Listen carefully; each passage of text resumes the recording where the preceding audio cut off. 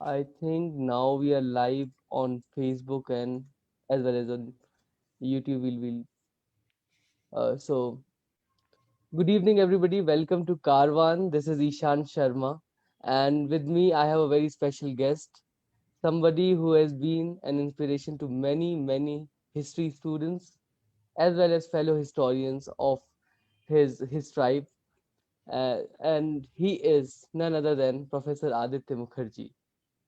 Professor Aditya Mukherjee is a retired professor of contemporary Indian history at Jawaharlal Nehru University Center for Historical Studies, and he was also a dean of School of Social Sciences at JNU. He was educated at St. Stephen's College and JNU. He has been the editor of the Sage series in modern Indian history, published by Sage Publication, of which 15 monographs have already been published, and was editor of the selected works of Jawaharlal Nehru, which came out in 2009 to 2011. He has been a member of the Council of the Indian Council of Historical Studies ICHR since 2009. He specializes in economic history, particularly business history, and the political economy of post colonial development. He was the president of the Indian History Congress for Modern India 2007 to 2008. Today, we are more than fortunate to have him to speak on a very important and very interesting issue and topic, that is debates on colonial and post-colonial economic development in India. So without further ado, I formally invite and welcome Professor Mukherjee to deliver today's Karwan special lecture. Over to you, sir, and thank you so much for accepting our invitation. Thank you, Ishan. Thank you, in fact, for taking on this initiative during the COVID period. You have kept a large number of people engaged, debating, discussing very important issues. So, thank you for doing this, and thank you for inviting me to talk on this subject. As Ishan said, I'll talk on the debates on the colonial and post colonial development. This is, as a student of contemporary history, I'm particularly glad to be speaking on an issue of contemporary history, a discipline which is relatively new in India, but increasingly departments are taking it on. You know, when we started doing contemporary history, there was not even a single contemporary historian in the country, apart from Sarvapalli Gopal.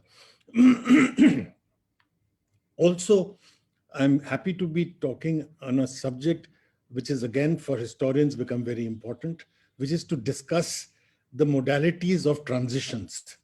What causes transitions? What are the nature of various transitions? Transition from ancient to medieval, from medieval to modern, from feudalism to capitalism. You've done many of these yourselves.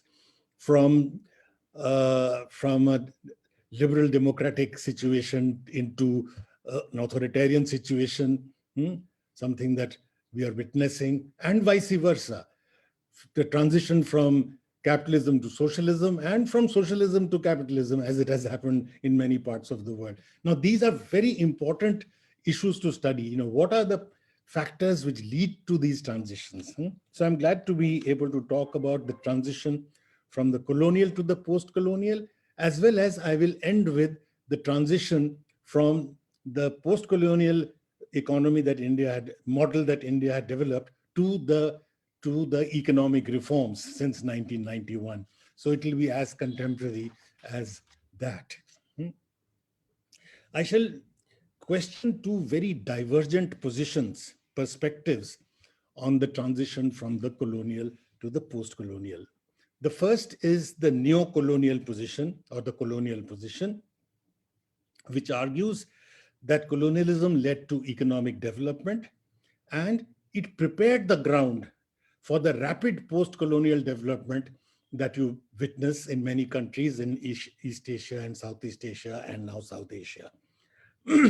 This is one perspective I'm going to question. The second perspective that I'm going to question is the orthodox left view. It's not the general left view, it is the orthodox left view, which correctly does not see colonialism as leading to development, but which argues that the transition from colonial to the post-colonial cannot occur unless you shoot out of the world capitalist system into socialism. Hmm? And therefore, in this perspective, the transition that happened in India after independence was really not a transition at all. Hmm? That is why some communists in 1947 actually gave the slogan, "Ye azadi jhooti hai," that it is not real independence. Now, this model is borrowed from certain countries. In fact, this model was particularly argued by the dependency theorists. And as you know, the dependency theorists draw their arguments largely from Latin America and Africa, where often it was true that countries became politically independent, but actually walked into a neo-colonial situation. But the argument that the only way you can break out of it by going socialist is something that I shall question. This, the second argument has been called by my guru, Professor Bipin Chandra, the CBF model.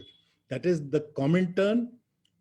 Paul Baran was arguing a similar position in the 1950s. Comintern was arguing it in the 1920s. And then the dependency school led by people like Andre Gunder Frank in the late 60s and 70s. So that's why he calls it CBF, Comintern, Baran, Frank model. I shall question both these. In doing so, or in an effort to do so, I will provide some contrasting data of the last 50 years of colonial rule and the first 40 or 50 years after colonial rule. And in showing that, giving this contrasting data, I will try to argue that it is not the continuities from colonialism, but the breaks which explain the post-colonial development in India. In other words, I'll question the neo-colonial position that colonialism prepared the ground for the transition. It did not prepare the ground, it did exactly the opposite. And the data I shall provide will also belie the notion that the development you saw after independence did not lead to development. That is, to use Gunder Frank's phrase, that this development led to development of underdevelopment. Now, that is not what happened. What happened was indeed a break away from the colonial structuring, and will be my argument. I shall end my talk by arguing that while the political and economic breaks from colonialism have been significant in many parts of the world and certainly in India, the continuity has been not in the economic sphere, but in the social and intellectual sphere. The longest lasting legacy of colonialism globally, from the first colony Ireland to India to anywhere else, has been that colonialism has left behind a divided people. So it's the social division, which is the critical legacy that remains. And also the fact that despite that fact that many of the former colonial economies are now become fairly advanced economically, the colonial mindset has not disappeared. They have arrived at the economic high table, but they are far, far away from the intellectual high table. Now I will end my talk with that discussion. To begin with the neo-colonial argument, the neo-colonialists in India, they call themselves revisionists, strangely, as if they were, revising some argument and giving something new. They are actually repeating something like a 150-year-old argument. The colonial argument first began to be made in the late 19th century. And that argument has been refurbished in several models. And I will discuss the latest ones with you in a moment, continuously. And this has become, the neo-colonial argument of repeating the colonial argument has become particularly popular since the recent success, the success in the second half of the 20th century of Southeast Asian and East Asian countries, that is former colonial countries, Korea, China, India, and Indonesia, etc., etc. So the claim now is that these societies have been able to make such rapid growth because colonialism prepared the ground for it. So the credit for the success of these countries is now claimed to be the colonial experience. The neo-colonialists also do a very interesting thing. They conflate two processes of globalization. The one which happened between the 16th to the 19th century under colonial hegemony, they conflate that with the process of globalization that you witnessed in the second half of the 20th century, in the last 40, 50 years. They see these both as very positive things. Hmm? And they see the intervening period as the fly in the ointment. So the first error that they make is to look upon these two processes as continuous. The first process occurred under colonial hegemony, and that is the process which led to, as I shall argue, it led to the great divergence. That is, it led to the European and the Western countries getting advanced rapidly, and the rest of the world making a nosedive into oblivion. Now, this the, this is a sharp contrast with the globalization process that you see in the second half of the 20th century. This globalization occurred under the aegis of independent nation states. India was an independent nation state when it entered into the globalization process. So was China, and so was Indonesia, so was Korea, etc. And this process, in fact, had the exact opposite impact. Instead of creating the great divergence, it started bridging the gap. It led to the picking up of the Asian countries back into the global high table. So these are completely different things. Now, the neo-colonial argument made, for example, in the Indian case by Professor Tirthankar Roy and Meghnad Desai and others, is to say that these two, the best part for India, for example, was the colonial period. Then, because we were part of the globalizing process, we got advantage of it. And again, the best part was after the neoliberal turn in 1991. The bad part, according to them, the demonization of Nehru, it is not only the communalists who demonize it, it started with the colonialists. You must remember the umbilical cord tie between colonialism and communalism. Communalism masquerades as nationalism, but it is a product of and is inextricably tied up with the colonial mentality. Now, both of these, they argue that the Nehruvian period was the bad period. This, as Meghnad Desai, who was for your entertainment once a Marxist, now a Modi Bhakt.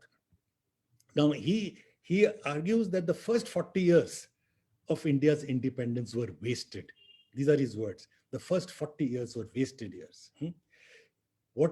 And he's an economist, and therefore I forgive him for this. There's no historical understanding in this.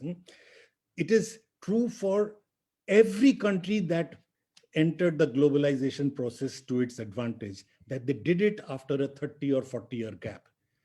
China also opened up to the world only in 1978. They got independence only 2 years after us. India opens up in 1991, and so on and so forth. So India needed its Nehru, China needed its Mao, Indonesia needed its Sukarno, Egypt needed its Nasser. No, they are not flies in the ointment. They created the condition of unstructuring colonialism so that now these economies could enter the globalization process with some advantage to themselves, rather than enter the globalization process and disappear into the armpit of the advanced countries. These are completely two different methods of entry. If India had participated in the globalization process as we did in 1991, that is, if we opened up in 1950 like we did in 1991, we would have been a banana republic. So the Nehruvian period is not the wasted years, as I will demonstrate to you. It provided the critical mass or the critical base on the shoulders of which India could then climb onto the globalized world.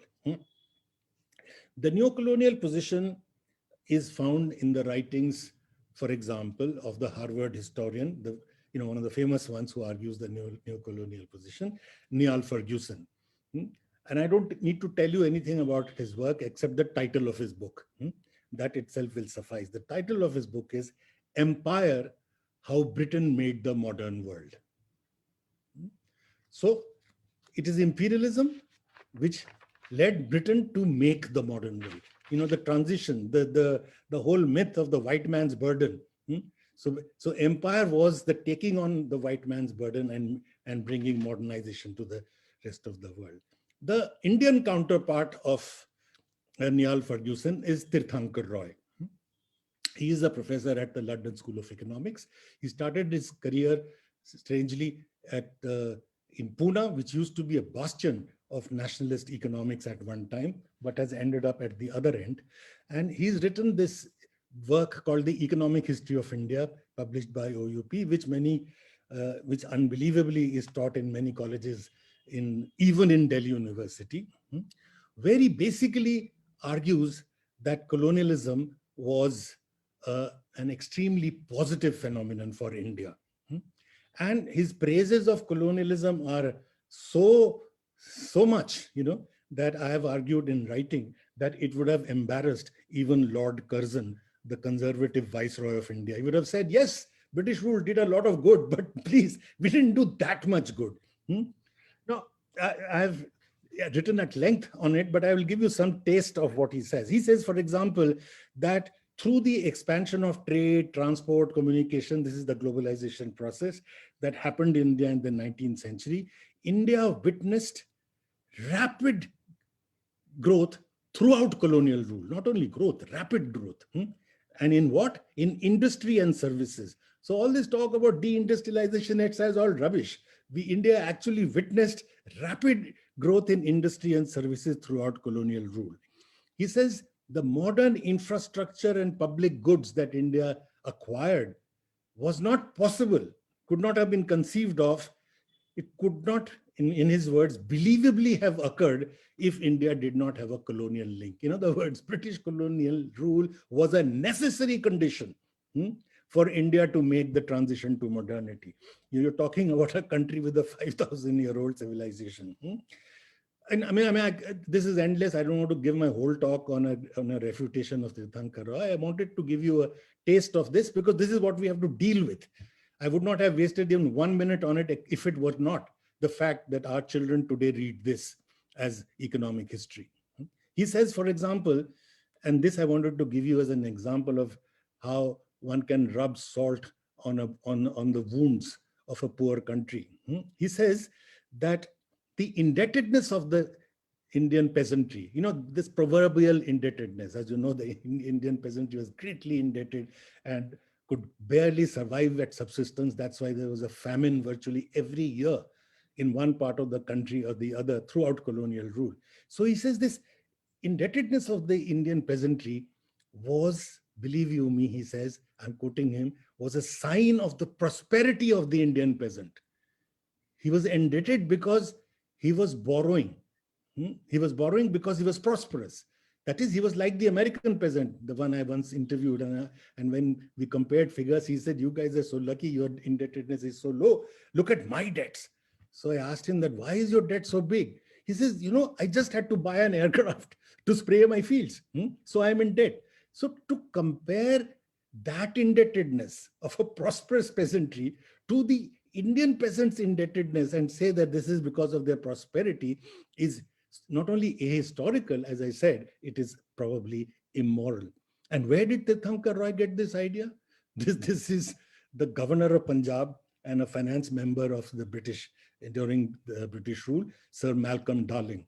The title of his book, Punjab Peasants in Prosperity and Debt. So here we get a regurgitament of this kind of argument, and it gets called as revisionist history. So much for this view.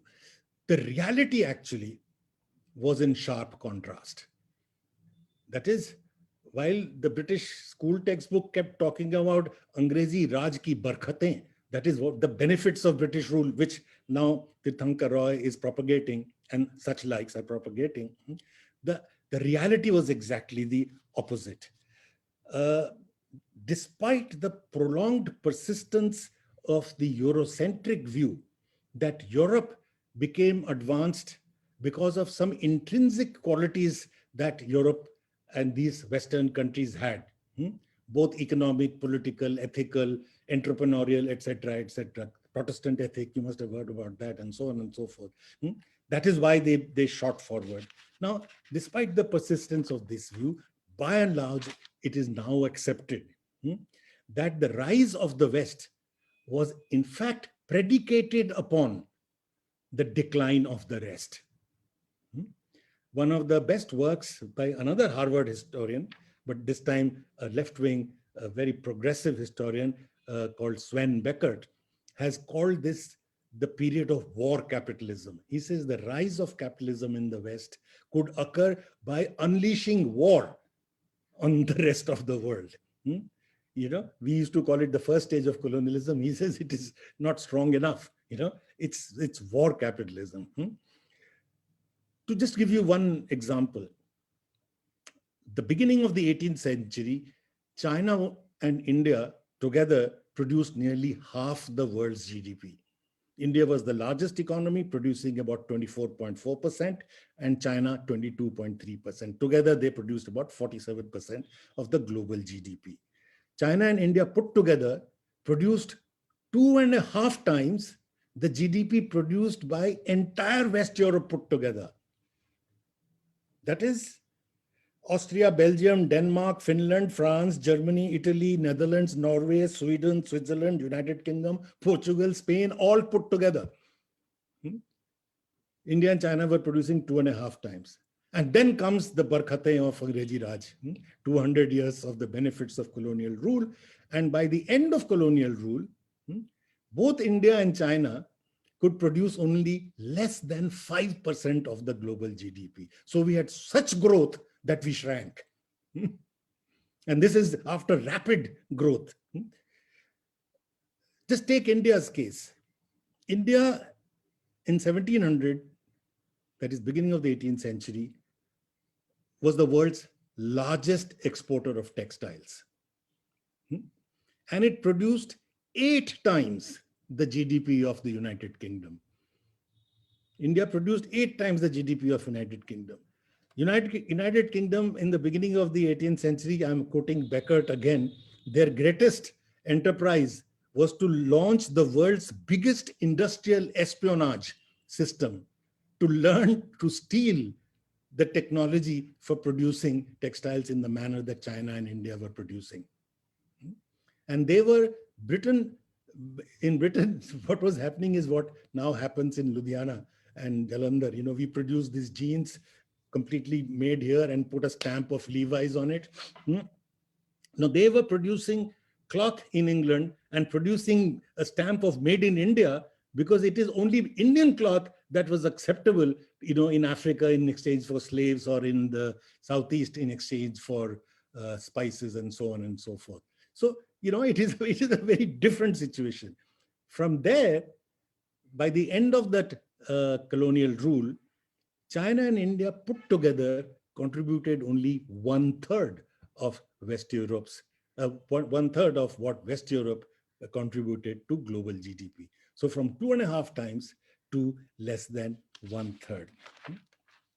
These are no figures. These are not figures of any nationalist imagination. This is an OECD publication, the study of a gigantic study done by Angus Maddison. A quick word on, while the colonies shrank, what was the impact on the colonizers? The reason why I want to take a few minutes on this is because here the persistence of the Eurocentric view is deeper. The Eurocentric view that colonialism benefited they have a few takers, but not too many. But the notion that Europe could industrialize because they had colonized these rest of the world is a notion that is yet not greatly accepted, even among the left. As Professor Irfan Habibi has pointed out, that even Morris Dobb, one of the greatest Marxist thinkers who talks on the rise of capitalism, underplays, if not ignores, the role of the colonies in the process of primitive accumulation, which led to industrialization in the West. That's why I'm giving you two quick examples to show the impact on the metropolis, not on the colony. The colony we have just seen, they shrank. I'll give two dramatic examples. The first is 1801, when England is the first industrialized country in the world. They are the ones who are making the breakthrough. And at that year, the calculation is 84% of the British gross domestic capital formation. That is 84% of what it invested in their economy in order to be the first industrialized country came as tribute from the colonies. Now, this is a figure that has been produced by Professor Utsa Patnaik, a very eminent economist from my university. But there are many other data that one can provide to show that what went from the colonies was a critical, provided a critical amount for the enabling the transition to industrialization in the advanced countries. The second example I want to give you is the following. It's the example of what is popularly called the third stage of colonialism, the finance capital stage, when there was a scramble for the colonies all over the world. That is the second half of the 19th century. Now, in this period, Britain was one of the countries which was investing on a massive scale all over the world, and particularly in the white colonies, including the United States and Canada, Australia, etc., etc. Where did this capital come from? Hobsbawm has calculated that something like 40% of the British balance of payment deficits because of the export of capital that was happening from Britain was met by India's tribute. But that apart, I'll give you another figure, an easier figure to understand. Britain in this period, 1871 to 1916, sorry, yes, 1871 to 1916, the unrequited transfer from India, unrequited transfer means transfers that you make for which you get back nothing. What Dadabhai Naoroji called the drain. What the colonial writers like Professor Tomlinson will call India's sterling commitments. Now, why that commitment, we don't know, but these were commitments that were made, the transfers that were made for which we got nothing except quote unquote civilization, right? Now, the transfer that happened from India in this period were calculated to be about 3.2 billion pounds from India to Britain. The total British investment abroad at that time, a very large part of it went to the United States, was 4 billion.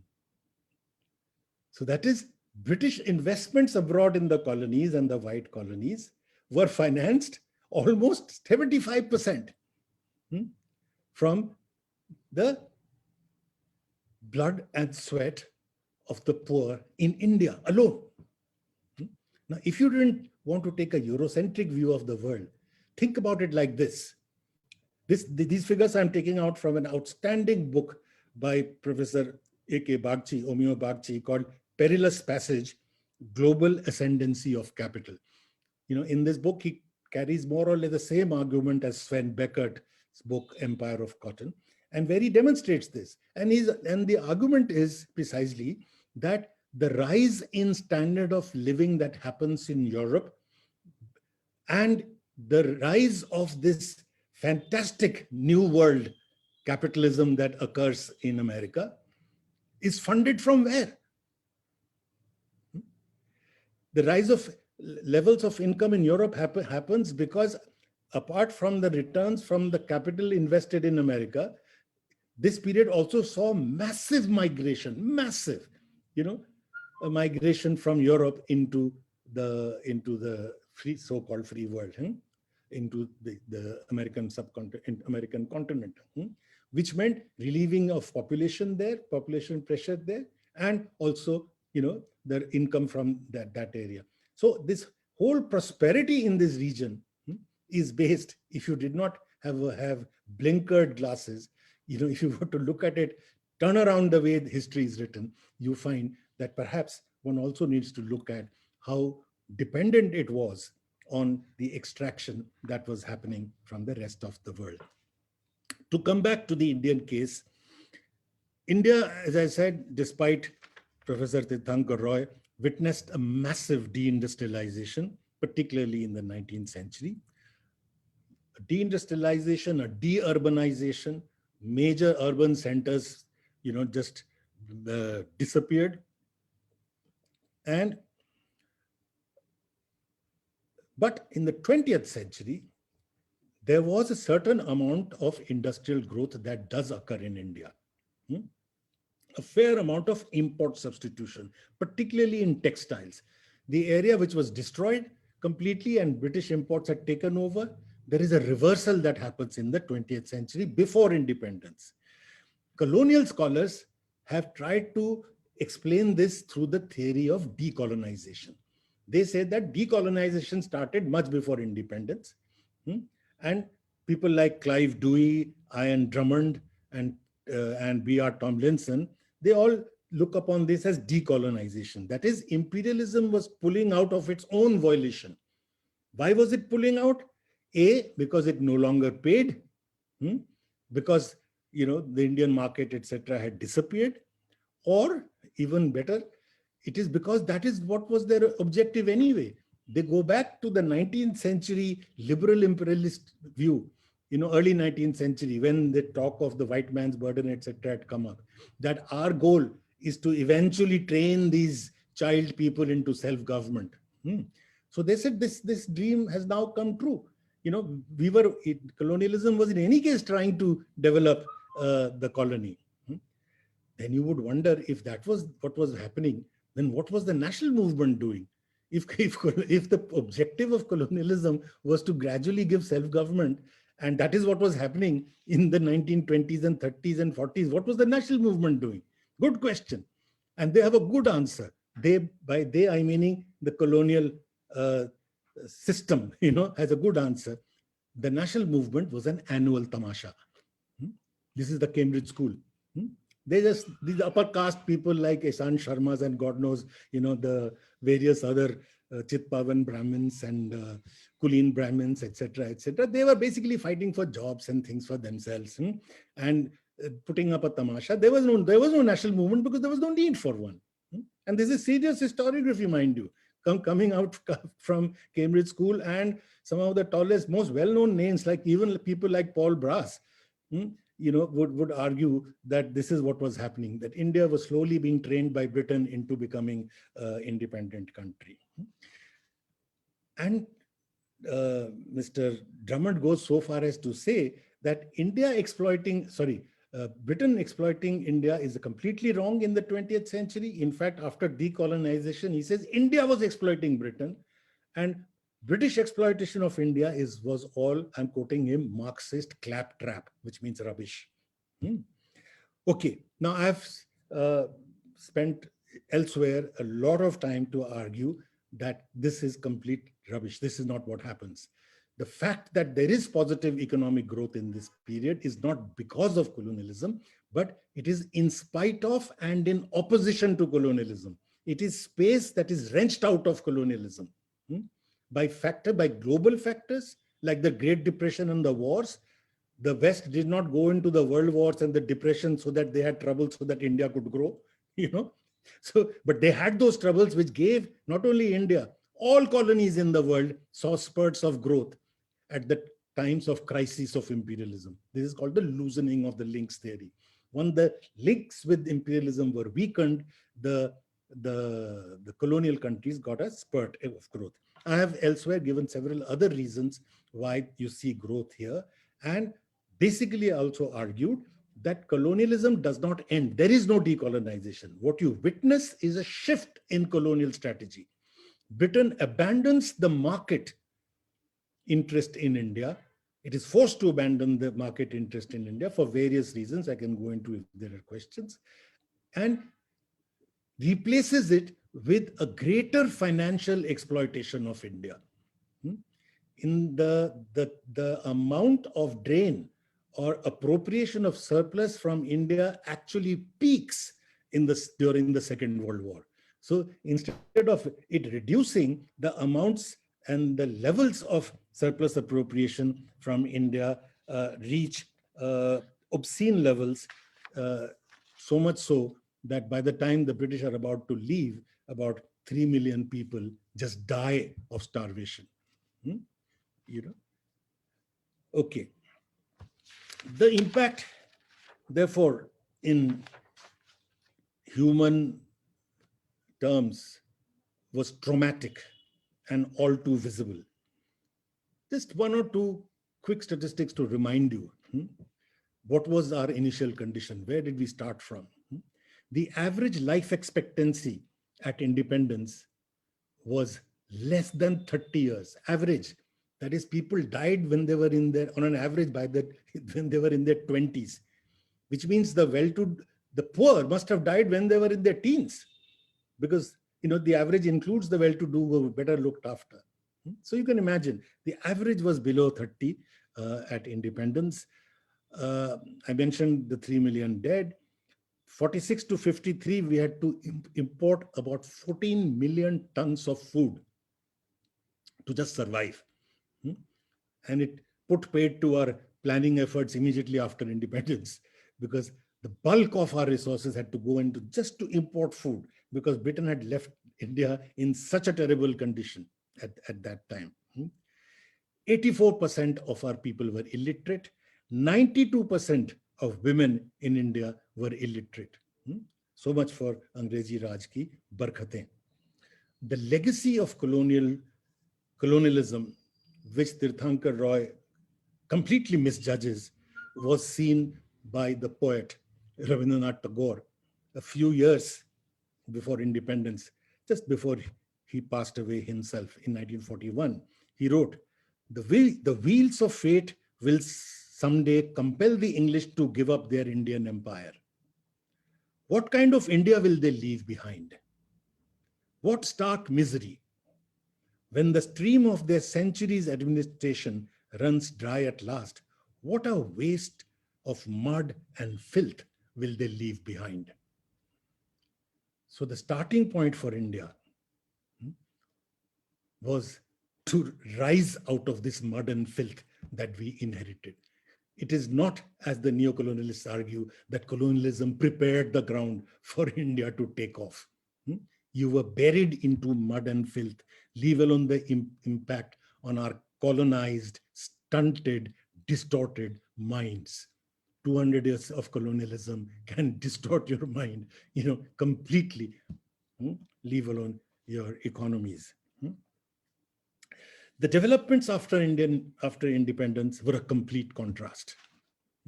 I deliberately want to contrast it to emphasize the breaks, because these days everybody's talking about continuities. The breaks are equally important to study.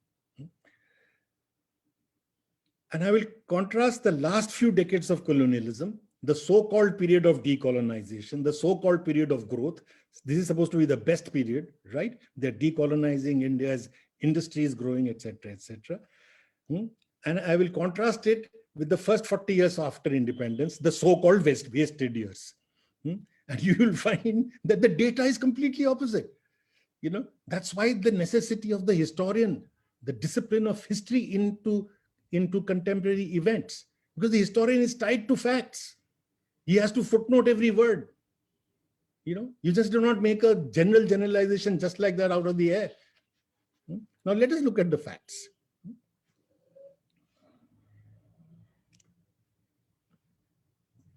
Per capita income in India in the colonial period was either zero, growth in per capita income, like from 1820 to 1870, it was zero, or it was very low. From 1870 to 1913, it was 0.5%. And these are not contested figures. Even Curzon's estimates of per capita income are very, very low. So nobody is questioning that. But in the so-called period of decolonization, per capita income in India fell annually at 0.22% every year from 1930 to 1915. 1913 to 1950, per capita income in India actually fell by 0.22% every year. Contrast this with after independence. It grew at 1.4% in the first couple of decades, which was 3 times faster than the fastest ever under colonial rule. And then after the initial 2-3 decades, it began to grow at over 3% from 1973 to 2001. And this 3% per capita income growth rate was higher than what was achieved by West Europe, USA, Japan, etc. at that time. So it was a pretty high rate of growth. And then in the new millennium, per capita rates of income, rates of growth of per capita income went up as high as 7% per annum. One of the highest in the world in India. This was close to the rate of growth of per capita income that Japan achieved between 1950 to 1970. They had for about 20 years, 8 to 9% rate of per capita income growth, which is what catapulted Japan from one of the developing countries into the second largest economy. So this was a completely different phenomenon that you're witnessing in terms of purely just growth terms, per capita income growth terms. The other indicator of progress, economic development, is rate of capital formation. That is, how much are you investing? In the colonial period, there was a negative rate of capital formation. That is, there was drain. The calculations again are between 5 to 10% of India's GDP was taken away for free, unrequited transfer. Even if you do not calculate it the way the nationalist economists from Dadabhai Naoroji to Utsa Patnaik argues it, they would all argue that there was a net transfer of capital from India. But if you did not, that is, if you did not count some things as net transfer, but as transfers for which you got some gains, like, as I said, civilization, good government, and so on, knife and spoon, many nice things that you must have got from the West. So if you counted all that as some, not as drain, even then, the highest figure of capital formation you have in the colonial period is about 6 to 7%. That happens between 1913 to about 1940s. About 6 to 7%. Contrast that with post-independence. Post-independence, the rate of capital formation, particularly it was a planned effort to increase it, rises from 6 to 7% to about 33 to about 35% by the end of the century. Almost annually, it goes up by 5, 6, 8, 10%. So, and the rate of capital formation in India today is one of the highest, is comparable to those in East Asia and Southeast Asia.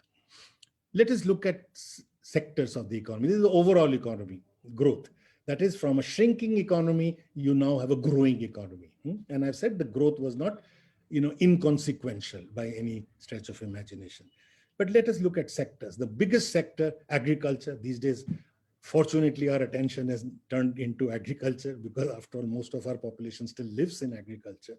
But at that time, not only did most of the population live in agriculture, most of your GDP also came from agriculture. All right. So what happened to agriculture in the colonial period? Per capita agricultural output actually fell in the last 40 years of colonialism by about 0.7% every year. So agriculture's yield was also falling. In food grain, the fall was even higher, about 1.414% per annum. These are figures, again, by a stupendous work done by George Blinn. No wonder there was a food shortage all over the country and famine conditions right through. Contrast this with a declining agriculture, falling rates of yield, with what happens after independence, with a combination of land reforms, that is institutional reforms, and technological reforms, that is the Green Revolution strategy, that throughout from the 1950s onwards, India manages to have a rate of growth of 3 to 3.5% in agriculture, which is a growth rate more than 8 times faster than any growth rate in agriculture in India before independence. So it's qualitatively different. So from an economy which was famine-ridden, which could not feed its population, to now an economy where your surplus food is eaten by rats. So it's not your economy which is at fault, it's your polity at your fault, that you'd rather have rats eat them than you're poor. But we'll come to that later. As for industry, which is in fact the critical sector, if you're looking at long-term growth, what happens? In the colonial period, we saw initially deindustrialization, But from between the First World War and 1947, as I argued, there was growth, not a rapid growth, but there was growth. And that growth was about 3.8% per annum. Some growth of Indian industry does occur in the last 40 years. Contrast this with what happens after independence. After independence, the first 15 years, the Nehruvian period, the wasted period, 50 to 65, you see a rate of growth of about 7.1% per annum. But the important thing is not the growth. How does this growth occur? And this is what I want you to understand, because I think this is critical. This is what explains Nehru, and particularly since he's demonized so much, I would like you to pay attention to this. What is the nature of this growth? There is, in this period, 1950s to 1960s, end of 1960s, there is a threefold increase in the aggregate industrial production, threefold increase over this period. But that threefold increase is explained by only 70% increase in consumer goods, a quadrupling of intermediate goods, that is cement, steel, heavy chemicals, etc., and a 10 times increase in capital goods, that is machines. Now, this was the Nehru-Mahalanobis strategy. And why was this strategy brought in? Because at independence, India got political independence, but we had no economic independence. In order to get economic independence, in order to grow, you have to invest. In order to invest, you need machines. But where do you get those machines? India was totally dependent on the rest of the world. We produced 95% even of our machine tools, that is your pliers and wrenches, had to be imported, leave alone complex machinery. So you were totally dependent on the world. And this, Nehru said, is not sovereignty at all. So economic sovereignty required, therefore, that is why the protection, that is why the public sector, and there was a consensus on this. This was the Nehruvian consensus. From the capitalist to the left, everybody agreed on this strategy of protection at that period of time, so that we could build up our heavy good industries. And look at the results. At independence, India had to import virtually everything in order to invest anything, in order to grow. More than 90% had to be imported. Because of the Nehruvian strategy, the Nehru-Mahalanobis strategy, which I just now gave you statistics of, the nature of growth, by 1960s, you had to import only 43% of the machinery to make your development possible. By the 1970s, only 9% of your machinery had to be imported. That is 91% of your growth you could manage on your own. That is what explains India's independent foreign policy. That is what explains why India could lead 100 countries, more than 100 countries in the non-aligned movement. Why it could cock a snook at both the superpowers. In the thick of the Cold War in the world, India could chart an alternate path. The secret of that was, these were not wasted years. These were the years invested in creating the base, so that once you opened up, you did not get submerged. You were not drowned out, but you could grow on your own. And that is what this period achieves.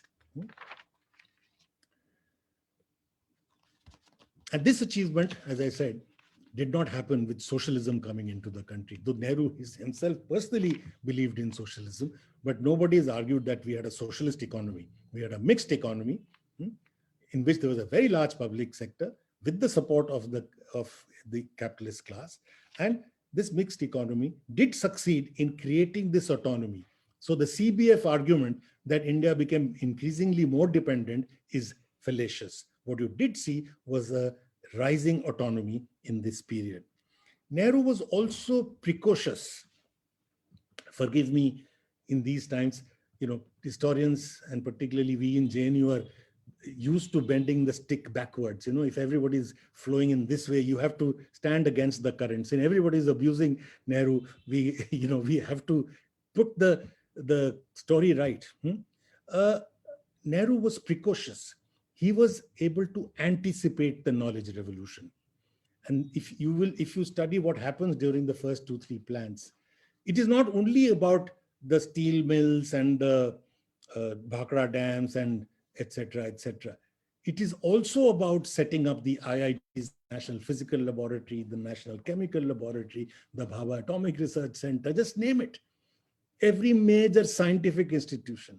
That is the science and technology area which was left barren by in the colonial period is what enormous focus was put by Nehru on that. And that is what enables us today to participate in the information revolution. I hope you realize today the dynamic sector of the Indian economy is the service sector. More than 55% of your GDP comes from your service sector. And what is the service sector but not based on knowledge and information? So it is not what we are witnessing today is not despite Nehru. It is because of the investment made in the initial years, first 40 years, that you are now able to participate in the globalization period. The CBF model, the orthodox left, were abusive of Nehru at that time. That is when he was functioning. Some even called him the running dog of imperialism and all that.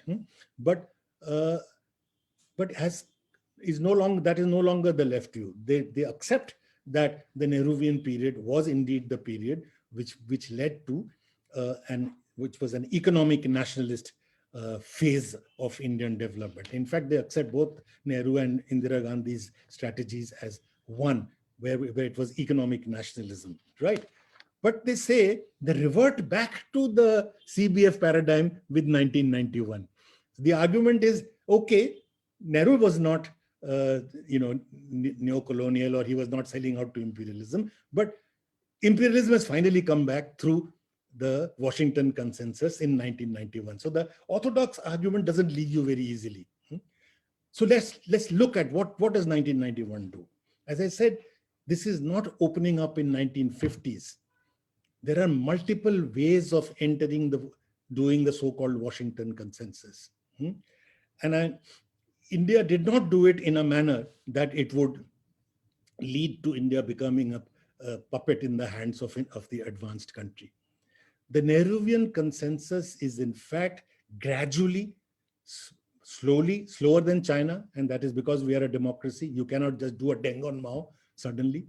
It takes time, but there was a shift in the consensus towards reforms. Do remember that from Jyoti Basu, Buddhadev Bhattacharya to Manmohan Singh, they were all trying to do the same thing in their own states and the regions. That is, economic reforms, welcoming foreign capital, etc., were a product of a new global situation, a new internal situation. The new internal situation was the greater ability to bargain that the Indian economy had acquired, the new global situation, which the best work on this is the great Marxist historian Eric Hobsbawm, where he shows that the nature of foreign capital and world capitalism in the second half of the 20th century was fundamentally different, which created opportunities for the third world countries to enter the global market with some advantage for themselves. The best example of that were the East Asian tigers, how the East Asian economies grew rapidly in this period by entering the world market. All right. So new strategy was required. And this was something that was best, I can abbreviate it quickly in the words of one of the great dependency theorists who brought Brazil into the globalization process. This is Cardoso. Cardoso, as you know, was the president of Brazil. He led Brazil out of military dictatorship, authoritarianism, into democracy and into globalization. And he visited India in the 1990s, just at the point that India had entered that phase of entering the globalization process. And he was confronted by this group of intellectuals whom he met at the India International Center. And I happened to be one of the people present there. And I've used this conversation in writing because it was, in my opinion, it was a learning experience. Cardoso was asked by the radicals, especially. Cardoso was a dependency theorist and he was a left dependency theorist. He, like Manmohan Singh, was an academic, but unlike Manmohan Singh, was an academic from the left. He was a Marxist, right? So the left intellectuals in India said, Professor Cardozo, how could you do that? How could you lead Brazil into globalization? Because globalization was supposed to be selling out. Hmm? So his answer is, I think, very, very meaningful. He said, you're asking the wrong question. The question no longer is whether to globalize or not. He says globalization is a fact. The days of the iron curtain and the bamboo curtain, you realize what I'm talking about, the Soviet Union and China, those closed economies, those are gone. Those societies had opened up or just dissipated, right? So he said those days are gone. If you do not participate, you will become a Myanmar, a Burma. Participate you have to. But he said, the question you should ask as a radical or as a progressive person is, how do I globalize? Do I globalize with my sovereignty intact? Or do I globalize by disappearing, as I said, into the armpit of the United States, as some countries did? Number one. Number two, do I globalize with a safety net for the poor? Or do I globalize, do I do the structural adjustment program in a manner that the poor are completely left out? And then he said something very meaningful. Very meaningful. From that, we must learn a lesson for today also. He said, you have an advantage over Brazil in this process. So again, we are a colonized people, so we never see any advantage in ourselves. He said, what advantage can we have? So then he says, your advantage is that you have you have a functioning democracy, and you have a long tradition of resistance from the days of Gandhi. And he said, your people will not allow your governments or your state to globalize in a manner that your sovereignty is lost or that the poor are left out. Prophetic words. The moment economic reform started, all over the country, civil rights movements, rights-based movements, right to food, right to employment, right to work, right to information started. And if you look at 1990s to the first decade after in the 21st century, you'll find that almost all the major legislations were actually social democratic, progressive legislations, rights-based. All right. So because the people would not allow you to do that. And I will give you statistics to show that that is exactly what happened in a moment. But today that is threatened, because it is precisely this resistance of the people and the democratic space that is at question. You're witnessing how the peasantry is refusing to participate in this economic reform business, where you forget about their interests. They say, no, we are part of it. And this resistance is being squashed rather than it being absorbed, which is how any democracy should function. But what actually happened? It is wrong to say that the reforms in 1991 led to India becoming more dependent on the advanced world, that is getting sucked into the global system as a dependency. Exactly the opposite happened. In fact, India's bargaining power in the world increased. I'll give you just one statistic. In 1991, the debt service ratio is used often as a good mechanism of seeing the relative independence of a country. That is, when you borrow, how much of your total earnings from abroad gets used up in servicing those debts. If all your income that you make is used up in paying for interest in previous debts, then you will never grow. That is called a debt trap. That is what happened to Latin America. And they had to be bailed out. By the 1980s, Latin America was completely gone bankrupt because they had got into the debt trap. Now, what happened to India? In 1991, the debt service ratio was as high as 35%. That is, more than 1/3 of our external earnings went into servicing the foreign borrowing that we had. Now, that was reduced as a result of this new strategy to as low as 6.1% by 2004 and 2005. One of the lowest in the world. The only other country with a lower debt service ratio was China. So it is not true that this shift, the shift to economic reform necessarily meant a selling out to imperialism. Hmm? Okay, I think I've taken enough time. I'll just sum up now with two or three more points. As I said, the transition from the colonial to the post-colonial has happened in a manner where the post-colonial society in India has managed to considerably reduce the colonial type of structuring that had occurred on the Indian economy. But it is in other areas, the non-economic areas, that the colonial uh, remnants have remained. Hmm?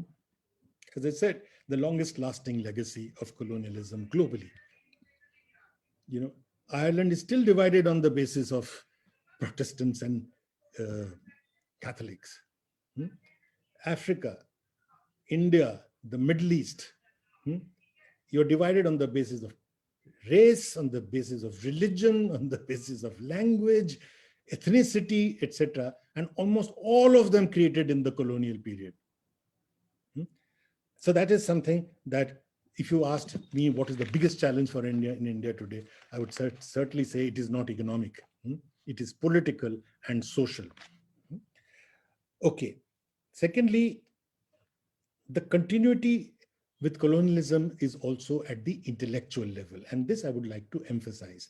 This intellectual level, that is what you are taught in your colleges and schools and what you learn, what is your worldview. If it is colonial, then it has a very important economic implication as well. A colonial mindset in your economic thinking, it makes it possible for you to slip back into a colonial relationship with the advanced world. So it's very important that you do not have a colonial mindset. Just economic growth itself does not look after that. It also often doesn't enable you to see what is colonial. I'll just give you one last example, which I'm fond of giving in my classrooms. Since virtually childhood, when we start learning history in class 5 or 6, we pick up the same notion of colonialism. What is colonialism? Bharat ek sone ki chidiya thi, and it was looted, and we were exporting raw materials and importing manufactured goods. The same idea gets repeated. No third idea. But the fact is, that is not what necessarily colonialism is. After Britain occupied India for the first 50 years, we were exporting manufactured goods. We were not exporting raw materials. So it is not true.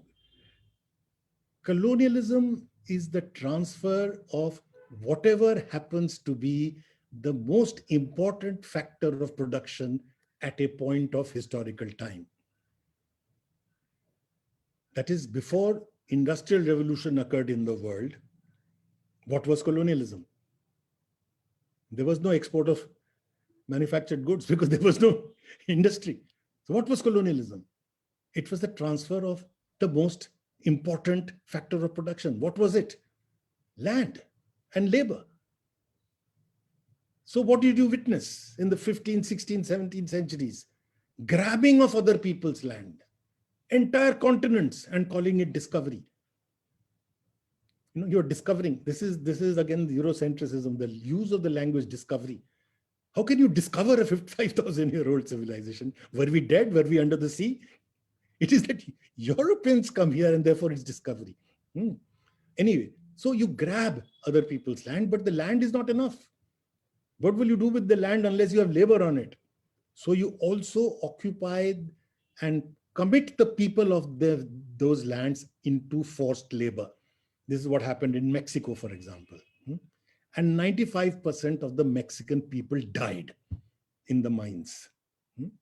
But then what do you do with all this land? So you bring in more labor. Now you bring it from Africa.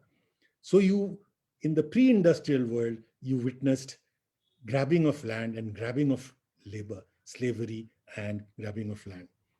With industrialization, the key factor of production became capital. So what you witnessed was transfer of capital on a massive scale. And I've given you figures for India, the amounts that would be taken away from the colonies in order to finance the industrialization process in the West. Today, what is the key factor of production?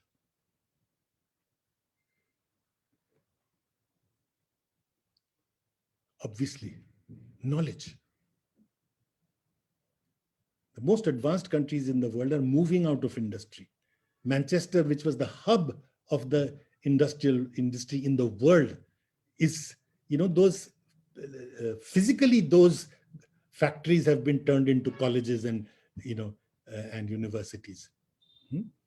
Right? So more Toyota cars are produced outside Japan than in Japan.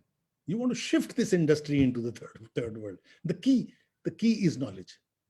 That is what enables you. And what are you witnessing?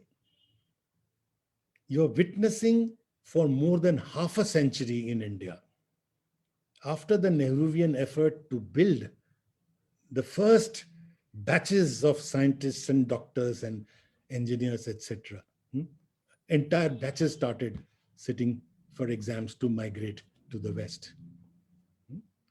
This is not forced migration. This is not indentured labor.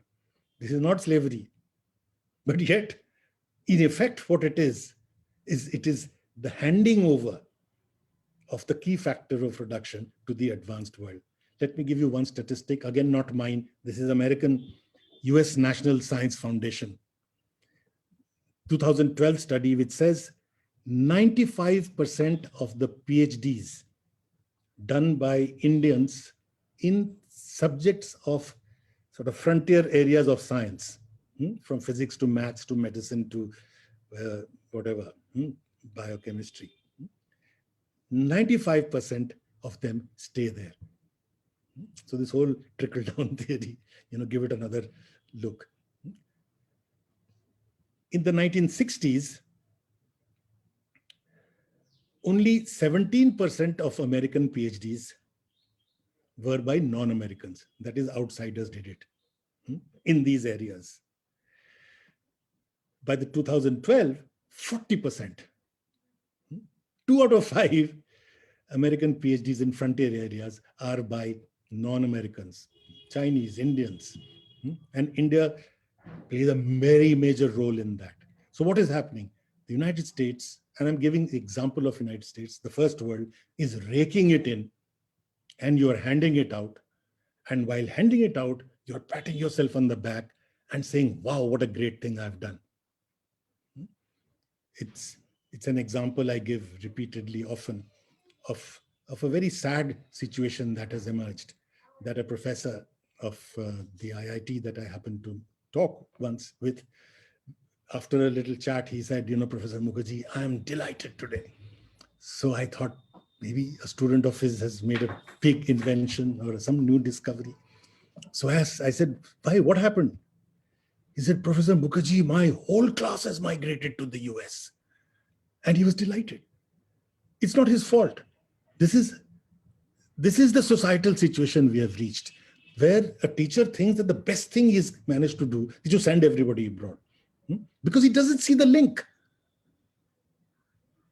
Whereas what Ishan is, what I am, what India is today is because in the 19th century, in the early 20th century, and this is a product of our research, we have done 3,000 of hours of interviews at the local level from villages all over the country to ask people what brought them into the movement. Each one of them said, my school teacher. More than 90% said, my mother or my school teacher said, you have to do something for the country. So the ethos has changed. The ethos has changed where the intelligentsia no longer even knows what is his responsibility, what role he is playing in the world. Is he contributing towards a transformation of his economy, or is he contributing to a colonization of his economy?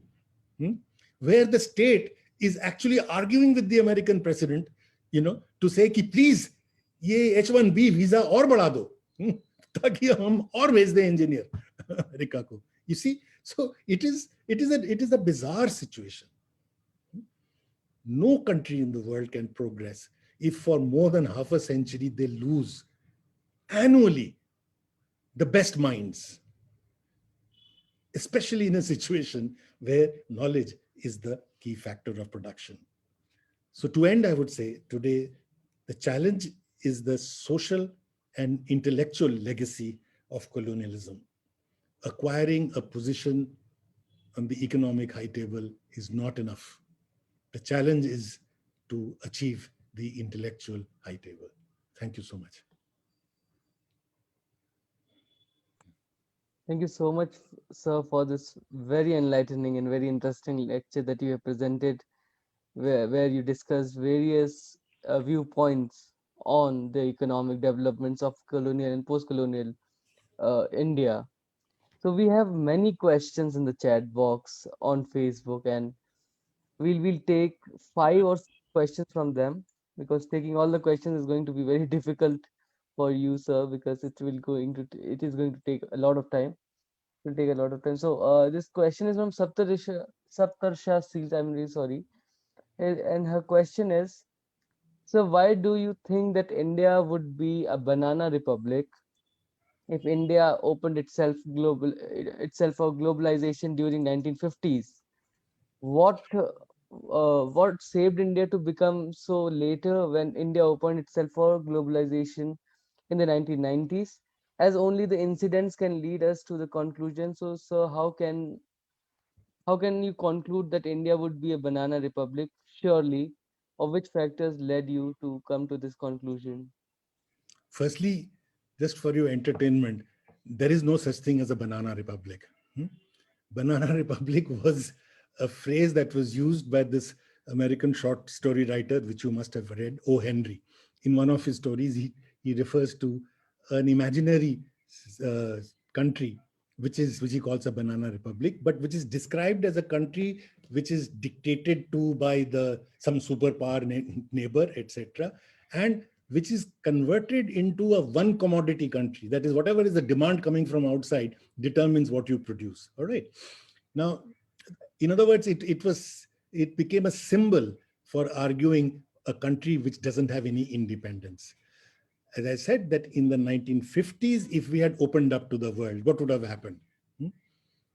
For any investment, we would still buy American, British, or those were the important connections we had at that time. We'll be dependent on their machinery. Hmm? For any growth, you cannot grow without investment. For any growth, that is, your economy is totally dependent on precisely the countries from whom you became independent. Hmm? And if you're dependent on them economically, how can you be politically and in your foreign policy be independent?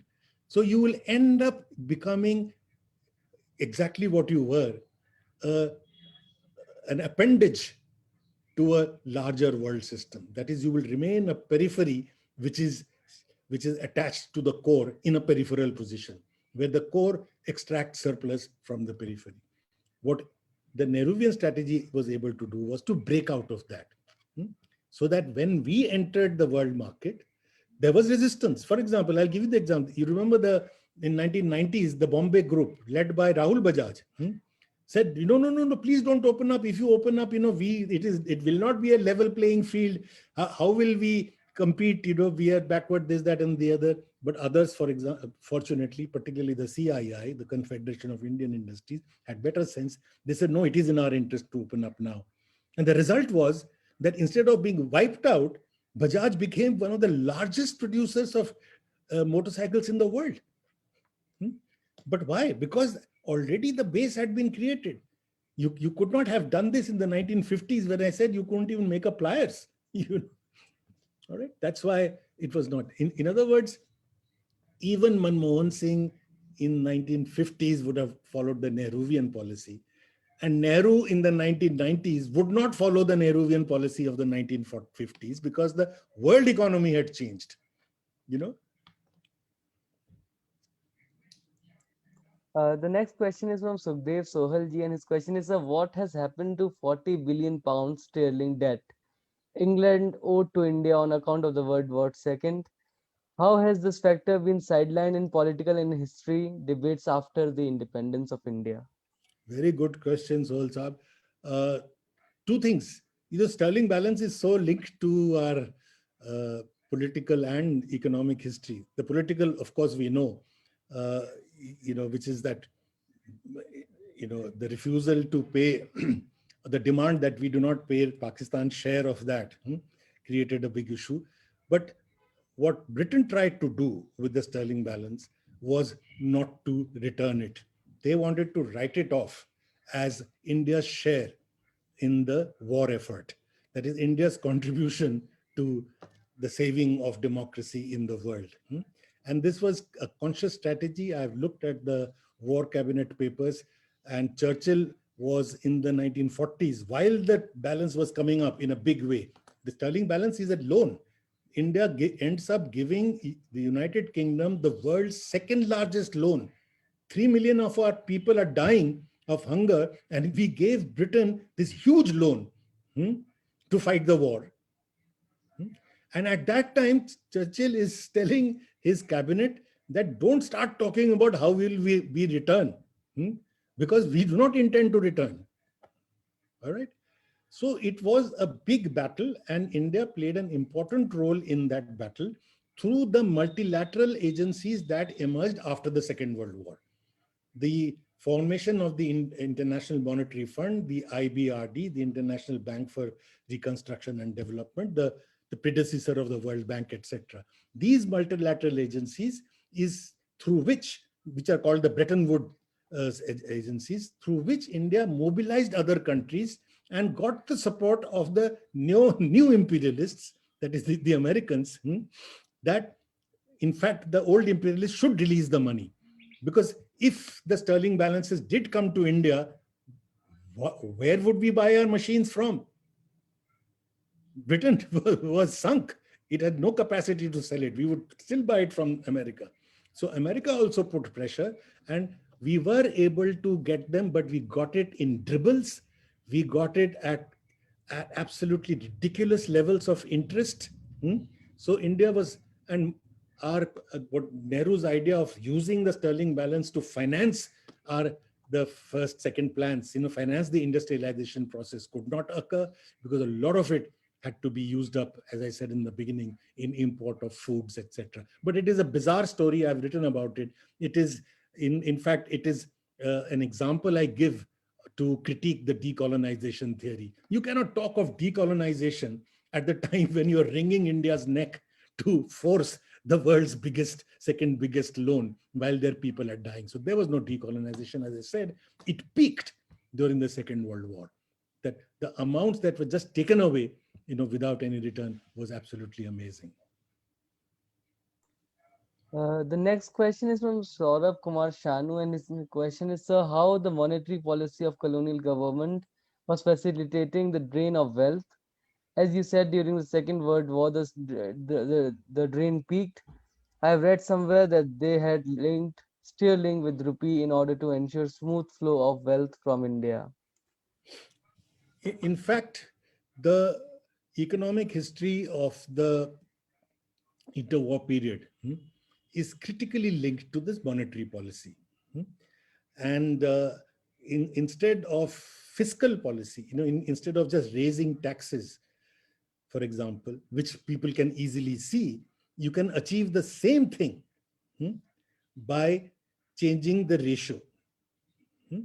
And that is what Britain was doing. That is, they were fiddling with our monetary policy because it is not easily visible what is the impact of it. But through a deflationary monetary policy, by keeping India's exchange rates artificially higher than what it should be, they did in fact made massive transfers. There's a lot of work on this. I have myself written on it. But you're right in pointing out that, and that is why people like Purushottam Das Thakurdas, who was a brilliant economist, a businessman, but also a brilliant economist.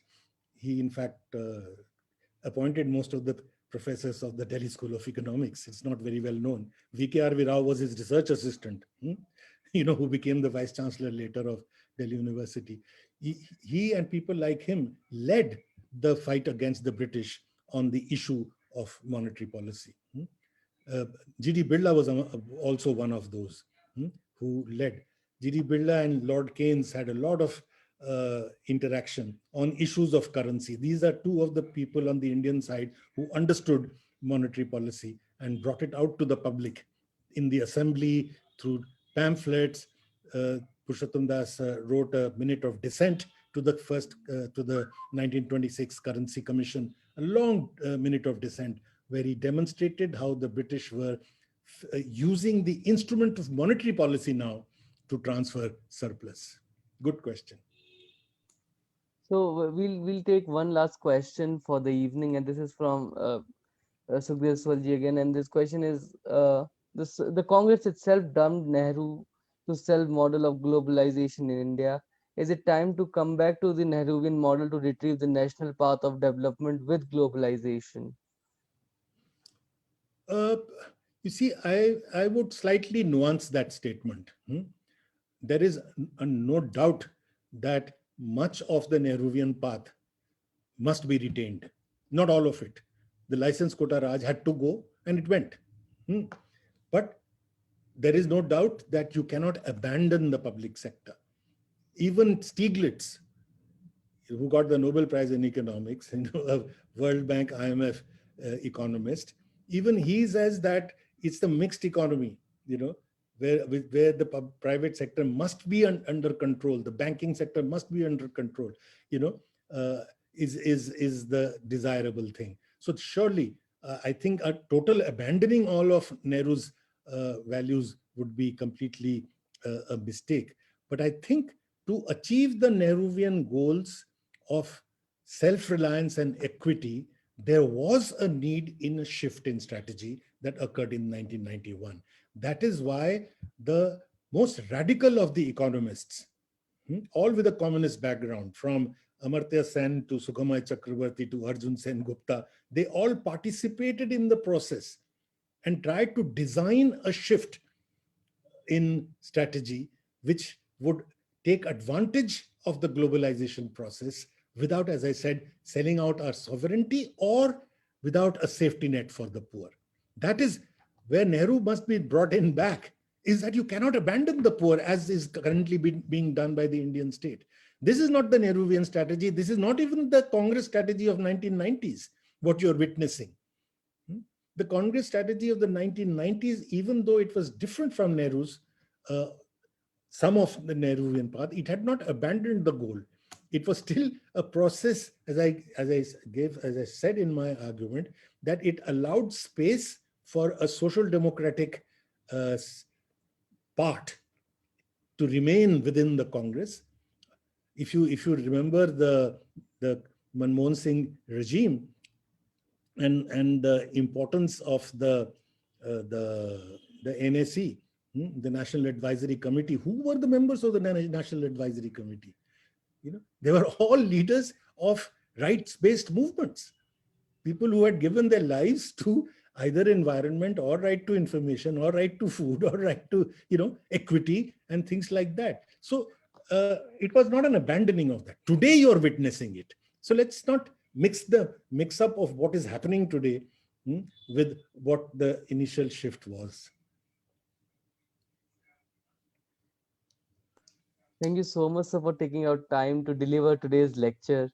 And I think this was one of the most illustrious and much, researched and enlightening lecture on the economic history of India, and which is going to be much beneficial for students of history as well as fellow researchers who are going to pursue economic history in future.